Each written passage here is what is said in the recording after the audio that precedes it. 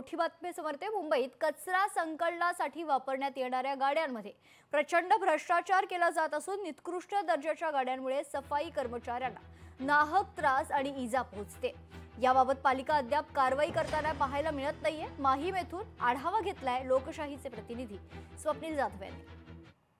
मुंबईतील कचरा संकलनामध्ये फार मोठ्या प्रमाणात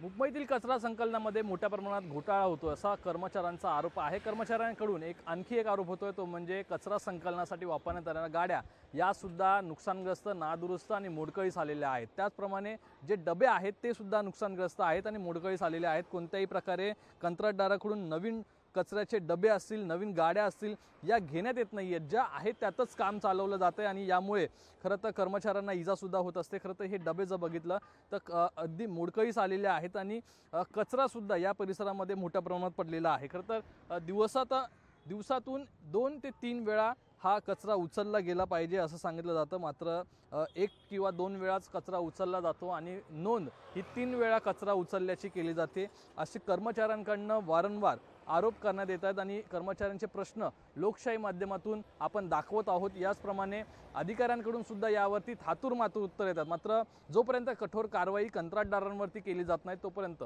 लोकशाही मराठीच्या माध्यमातून हे प्रश्न वारंवार दाखवले जाणार आहेत। कॅमेरा पर्सन विनोद नाईकसह स्वप्नील जाधव, लोकशाही मराठी, मुंबई। लोकशाही मराठी ऐका, पहा, जागरूक रहा।